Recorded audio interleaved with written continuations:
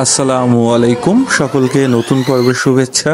আজকের ভ্রমণ যাত্রা সাতক্ষীরা জেলার ঐতিহ্যবাহী মিনি সুন্দরবন এবং তার আশেপাশের বিভিন্ন অঞ্চল ঘুরে দেখা। মেট্রো রেলে প্রথমে আমরা মতিঝিল পর্যন্ত ভ্রমণ করি। আমাদের এই ভ্রমণ যাত্রার দৃশ্য প্রায় 11 দিনের বিভিন্ন ক্লিপে সংযুক্ত করে তুলে ধরা হয়েছে। আমাদের পরবর্তী গন্তব্য মতিঝিল থেকে কমলাপুর রেল স্টেশনে পৌঁছানো। এখন আমাদের ভ্রমণ যাত্রা ট্রেনে পদ্মা সেতু হয়ে ভাঙ্গা, অতঃপর ফরিদপুর রেল স্টেশন, তারপর গোয়ালন্দ রাজবাড়ি, তারপর কুষ্টিয়া চুয়াডাঙ্গা, যশোর এবং অবশেষে খুলনায় পৌঁছানো। তবে মেট্রো রেল ভ্রমণ এবং ট্রেন ভ্রমণ দুটোই বেশ আনন্দদায়ক ছিল দীর্ঘ পথের যাত্রা থাকার পরেও। আহা কি আনন্দ! অবশেষে আমি পৌঁছে গেলাম সাতক্ষীরা জেলার ঐতিহ্যবাহী মিনি সুন্দরবনে। আপনারা জেনে খুশি হবেন যে ভারত বাংলাদেশ সীমান্তের ইছামতি নদীর তীরে, অর্থাৎ সাতক্ষীরা জেলার দেভাটার ইছামতি নদীর তীরে ভারত বাংলাদেশ সীমান্তে এই কৃত্রিম সুন্দরবন মানুষের নজর কেড়েছে, মন কেড়েছে। প্রতিদিন এখানে হাজার হাজার মানুষ ভ্রমণ করতে আসেন। এটি ছিল ঈদের চতুর্থ দিন, অর্থাৎ পহেলা বৈশাখ। আমরা ভ্রমণ করতে আসি এখানে এবং সেই দিন এত পরিমাণ ভিড় থাকে যে আমরা প্রবেশ করতে আমাদের অনেক কষ্ট হয়ে যায়। সেদিন মিনি সুন্দরবনে পৌঁছাতে অনেক দেরি হয়ে যায়। তাছাড়া মিনি সুন্দরবনের গেটের মুখে প্রচণ্ড মানুষের ভিড় থাকায় ঢুকতে অনেক বেগ পোহাতে হয়। এই মুহূর্তে যে দৃশ্যটি দেখতে পাচ্ছেন সেটি সুন্দরবনের একেবারে নদীর তীরে। এই মুহূর্তে আমি দাঁড়িয়ে আছি ইছামতি নদীর তীরের একেবারে কোল ঘেঁষে, অর্থাৎ মিনি সুন্দরবনের একেবারে শেষ অংশে। নদীর অপর প্রান্তে ভারতের সীমান্ত দেখা যাচ্ছে। এটি মূলত ইছামতি নদী, অপর পাশে ভারত, যেখান থেকে আমরা সূর্য দেখতে পাচ্ছি। লোকমুখে শুনেছি মিনি সুন্দরবনের অপর প্রান্তে, অর্থাৎ নদীর ওপারে হাসনাবাদ জেলা অবস্থিত। অবশ্যই এই জায়গায় দাঁড়িয়ে একটি ব্রিজও দেখা যায় ভারতের অপর প্রান্তে, যদিও গোধূলি লগ্ন হওয়ায় ব্রিজটি সুস্পষ্ট দেখা যাচ্ছে না।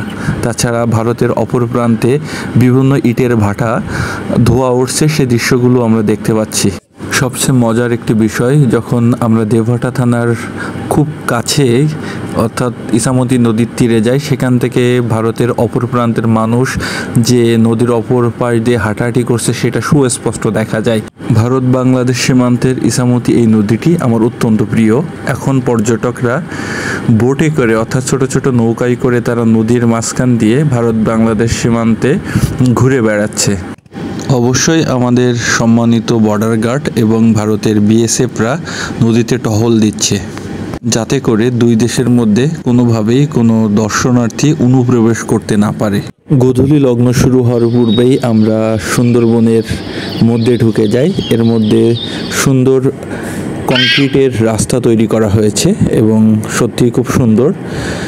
সুন্দরবনের মধ্যে দিয়ে এই কংক্রিটের রাস্তা দিয়ে সব জায়গায় ঘোরাঘুরি করা যায়। তাছাড়া পরবর্তীতে এর সৌন্দর্য আরও বৃদ্ধি করা হবে বলে পর্যটন কেন্দ্রের কর্মীরা কাজ করছেন। আমি বিশ্বাস করি আপনি এই জায়গায় ঘুরতে আসলে আপনার মন ভালো হবে, কেননা সুন্দরবনের একটি দারুণ প্রকৃতি আপনি এখানে উপভোগ করতে পারবেন। পাশাপাশি ভারত বাংলাদেশ সীমান্তের ইছামতি নদীর দৃশ্য, অপর পারে ভারতের বিভিন্ন মানুষের যাতায়াত কিংবা বিএসএফদের টহল খুঁটি বা ক্যাম্পগুলো আপনি বাংলাদেশ সীমান্তে দাঁড়িয়ে দেখতে পারবেন এবং এখানে জেলেরা নদীতে মাছ ধরে সেই দৃশ্য আপনি দেখতে পারবেন। আজকের ভিডিওর শুরুতে আমি বলেছিলাম শুধুমাত্র মিনি সুন্দরবন নয়, সাতক্ষীরা জেলার আশেপাশের কিছু অঞ্চলের দৃশ্য আপনাদেরকে আমি দেখাবো। এই মুহূর্তে আমি আছি সাতক্ষীরা জেলার সবচেয়ে বড় নদী খোলপেটুয়াতে। বিগত 5-6 বছর ধরে খোলপেটুয়া নদী ভাঙতে ভাঙতে মানুষের বসত ভিটা গিলে ফেলেছে। এই মুহূর্তে আপনারা যে দৃশ্যটি দেখতে পাচ্ছেন, এখানে ছিল মূলত মানুষের বসত ভিটা, কিন্তু নদী ভাঙনের ফলে এখন সেটা নদীর মধ্যেই চলে গিয়েছে। বর্তমান এখানে বাংলাদেশ সেনাবাহিনীর তত্ত্বাবধানে কাজ চলছে। নদী ভাঙন রোধে বিভিন্ন রকম ভেড়িবাঁধ দেয়া হচ্ছে কংক্রিটের। এই মুহূর্তে আপনারা যে দৃশ্যটি দেখছেন এটি মূলত পদ্মা নদীর দৃশ্য। দিনের বেলায়ও কুয়াশা আচ্ছন্ন থাকে নদীটি। আমরা এখন ভ্রমণ যাত্রার একেবারে শেষের দিকে, অর্থাৎ সাতক্ষীরা থেকে আমরা ঢাকায় ফিরতেছি আমাদের ভ্রমণ শেষ করে। সবাই ভালো থাকবেন, ধন্যবাদ।